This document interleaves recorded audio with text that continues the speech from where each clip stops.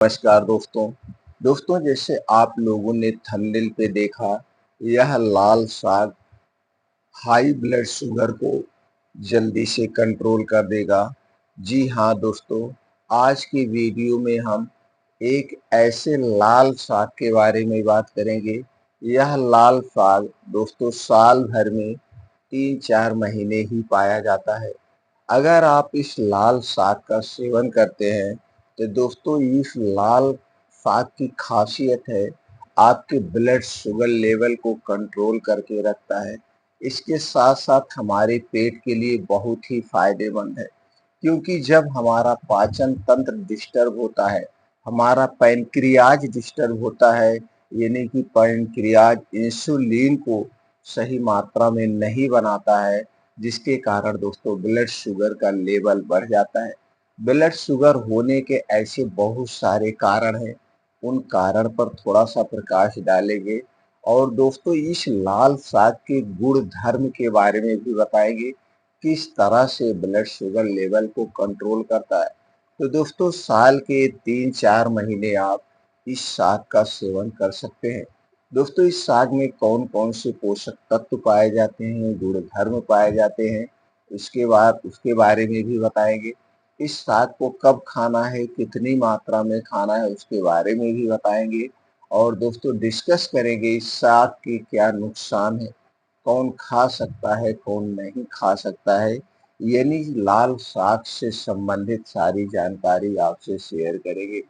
इसलिए मित्रों वीडियो को स्किप किए बिना अंत तक सुनिएगा। सुनने के बाद अगर आप हमारी जानकारी से संतुष्ट हैं तो दोस्तों इस वीडियो को ज़्यादा से ज़्यादा लोगों तक शेयर करिए। मित्रों अगर आप हमसे जुड़ना चाहते हैं तो चैनल को सब्सक्राइब कर लीजिए, बेल आइकॉन का बटन ऑन कर दीजिए, जिससे हर एक वीडियो की नोटिफिकेशन आपको मिलती रहे।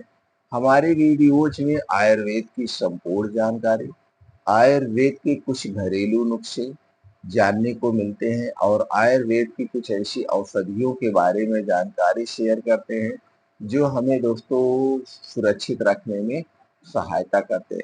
तो चलिए दोस्तों थोड़ा सा प्रकाश डालते हैं ब्लड शुगर लेवल को कंट्रोल कैसे किया जाए।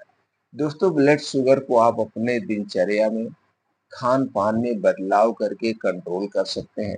इसके लिए आपको शुरुआत करना पड़ेगा सबसे पहले, बाहर की जितनी भी चीजें हैं, बाहर की जितनी भी बनी हुई चीजें हैं, चाहे वो दोस्तों pizza, burger, toast, momos, bread, ये जितनी भी चीजें हैं इन्हें खाने से आपको बचना होगा। इन्हें आपको खाने से बचना होगा। दूसरी चीज है तेल, रिफाइंड किया गया तेल, पामोलिन, डालडा से बने हुए जितने सामान है इन्हें अवॉइड करना होगा। चीनी से बनी हुई जितनी भी वस्तु है इससे आपको खाने से बचना होगा। मैदा से बनी हुई कोई चीज आपको नहीं लेना है। अगर देखा जाए तो घर के बाहर के जितने भी चीजें आपको बचना होगा। दोस्तों इसे आपको 3 महीने करना है। 3 महीने के बाद आप अपने इच्छानुसार खुद देखेंगे कि हमारा ब्लड शुगर कैसे कंट्रोल हो रहा। तो 3 महीने के लिए घर की ये चीजें आपको अवॉइड करना है और अपने डेली रूटीन में योगा, प्राणायाम, मेडिटेशन करना है। दोस्तों जब हम योगा, प्राणायाम, मेडिटेशन करते हैं तो हमारे शरीर की क्रियाशीलता बढ़ती है, हमारे शरीर की हड्डियां, मांसपेशियां स्ट्रांग होती है, हमारे शरीर के सारे आर्गन की एक्सरसाइज होती है। तो दोस्तों इसके लिए आपको 2 घंटे का समय डेली देना पड़ेगा। इस सुबह का समय सबसे उचित रहता है। सुबह का समय हमारा पेट खाली रहता है, तो अंदर के आर्गन की सही ढंग से मूवमेंट हो जाता है। इसे आपको रोज करना है। इसके बाद दोस्तों अपने खाने पीने में कुछ बदलाव में क्या लाना है, हमें हरी साग सब्जियों का सेवन खूब करना चाहिए। वो भी सीजन के हिसाब से, मौसम के हिसाब से, जो सब्जियां जब पाई जाती हैं उन्हीं सब्जियों का सेवन करना चाहिए। कुछ मोटे अनाज का सेवन करना चाहिए। कुछ बीन्स है उन्हें रात में भिगो करके सुबह ले सकते हैं, अंकुरित करके भी खा सकते हैं। दोस्तों जब हम बीन्स को भिगो के खाते हैं, अंकुरित करके खाते हैं, उसमें सभी प्रकार के एंटीऑक्सीडेंट, प्रोटीन्स, विटामिन्स पाए जाते हैं जो हमारे शरीर की सुरक्षा करते हैं। दूसरी तरफ दोस्तों कुछ ऐसे ड्राई फ्रूट्स होते हैं, इन्हें रात को भिगो के सुबह आप खा सकते हैं। अपने डेली रूटीन में दूध दही मट्ठा भी ले सकते हैं जिससे आपके शरीर का विकास हो, लेकिन ये दूध दही मट्ठा आपके घर का होना चाहिए। पैकेट का दूध दही मट्ठा खाने से कोई मतलब नहीं है, इसलिए घर का दूध दही मट्ठा जरूर आप सेवन करें। और दोस्तों, आप अपने खाने में एक बदलाव करिए। आज के समय का जो खाने का समय वो सबसे गलत है, और दोस्तों अक्सर ये खाने का समय हमें बीमार बनाता है। आज के खाने का समय क्या है दोस्तों? 80 से 90% घरों में खाना 9 बजे से 12 बजे के बीच खाया जाता है, जबकि आयुर्वेद के अनुसार यह दोस्तों क्या है? रॉन्ग है, गलत है। क्योंकि रात में हमारा पाचन तंत्र स्लो हो जाता है और रात में हम सोने जाते हैं। सोने का मतलब यही होता है कि पूर्ण रूप से शारीरिक और मानसिक रूप से हमें आराम करना चाहिए। अगर आप देर रात खाना खाएंगे, और दोस्तों देर रात जब आप खाना खाएंगे वो भी हैवी खाना खाएंगे, तली भुनी चीजें खाएंगे, गरिष्ठ भोजन खाएंगे, तो दोस्तों रात को इस खाने को पचाने के लिए आपकी पूरी रात शरीर के अंदर के आर्गन वर्क करते हैं, काम करते हैं। आप मन से तो आंख मूंद के सोते हैं, लेकिन ये आपके शरीर के सारे आर्गन क्या करते हैं? काम करते हैं, इस खाने को पचाने में लगे रहते हैं। और सुबह जब आप उठते हैं, फिर आप खाना पीना शुरू कर देते हैं। तो दिन रात जब आपके लीवर, किडनी, आंतें, गॉल ब्लैडर, हार्ट सब वर्क करते हैं, तो दोस्तों ये क्या होता है? जल्दी से बीमार पड़ जाते हैं, हमारी लाइफ कम हो जाती है। इसीलिए दोस्तों आज के समय में हमारी लाइफ कम हो रही। तो दोस्तों आप एक खाने में बदलाव करिए। रात का खाना सूर्यास्त के 1 घंटे पहले कर लीजिए। जैसे मान लीजिए सूर्यास्त कितने बजे होता है? गर्मी में 7 बजे, ठंडी में 5:30-6 बजे। तो उसकी 1 घंटे पहले आपको खाना खाना है। मान लीजिए आपने 1 घंटे पहले खाना खा लिया। गर्मी की बात कर लेते हैं, तो दोस्तों गर्मी में 1 घंटे पहले यानी 6 बजे आपने भोजन कर लिया। यह भोजन आपका दोस्तों 3 से 4 घंटे में पच जाएगा। और यह भोजन कैसे होगा? यह भोजन दोस्तों एकदम हल्का सुपाच्य होना चाहिए। दोस्तों हो सके तो रोटी 2-3 और 1-2 कटोरी सब्जी खा के, आधे पेट खाना खा के सो जाने खाना खाना है। यह खाना आपका 3 से 4 घंटे में पच जाएगा। 9 से 10 बजे तक यह खाना आपका पच जाएगा। अब आप 10 से 11 बजे जब भी सोने जाएंगे, तो यहाँ पे शारीरिक रूप से और मानसिक रूप से आप आराम करेंगे। आपको अच्छी सी नींद आएगी। अब इसका सबसे जबरदस्त फायदा क्या है वो जान लेते हैं दोस्तों। आपने खाना खाया 6 बजे, अगले दिन आप खाना कब खा रहे हैं? 10 से 11 बजे। तो यहाँ पे 3 से 4 घंटे में आपका खाना पच गया। अब दोस्तों 12 घंटे का समय मिला है, और 12 घंटे का समय में आपके शरीर के जो अंदर के आर्गन है अपने आप को रिपेयर कर लेते हैं, अपने आप को डिटॉक्स कर लेते हैं।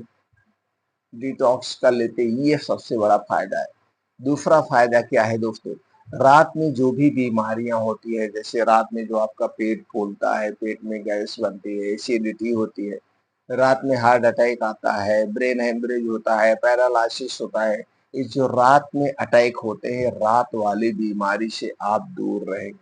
रात में ऐसी कोई बीमारियां आपको नहीं होगी दोस्तों, ये 100% सत्य है।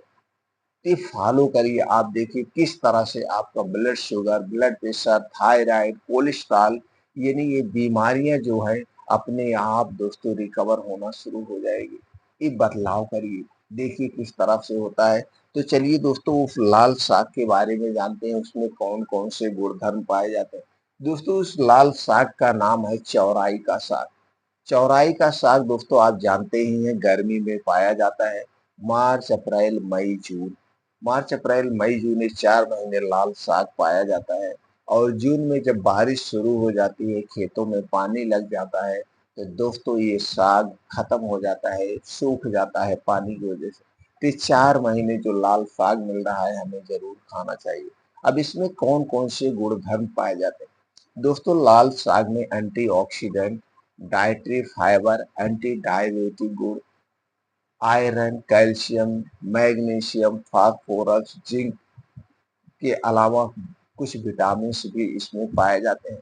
दोस्तों लाल साग को आयुर्वेद में कहा जाता है हमारे आंत के कीड़े को मारती है। आंत में जो छोटे-छोटे कीड़े होते हैं उन्हें मारती है और आंत को क्लीन करने का काम करता है।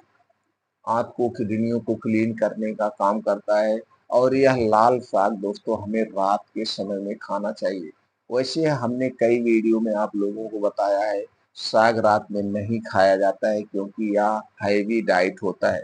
इसीलिए दोस्तों हमने पहले बता दिया शाम का खाना आपको जो है 6 बजे तक खा लेना है गर्मी में और ठंडे में दोस्तों 4:30-5 बजे तक। तो लाल साग आपको शाम के समय खाना है। तो लाल साग जब आप शाम के समय खाएँगे, सुबह जब जाएँगे दोस्तों लैट्रिन, आपका पेट खुल के साफ होगा।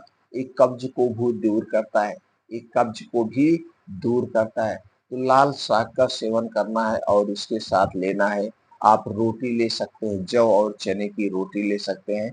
ऐसा जब आप करते हैं तो दोस्तों ये ब्लड शुगर लेवल को कंट्रोल करने में मदद करता है, क्योंकि इसमें एंटी डायबिटिक गुण पाया जाता है।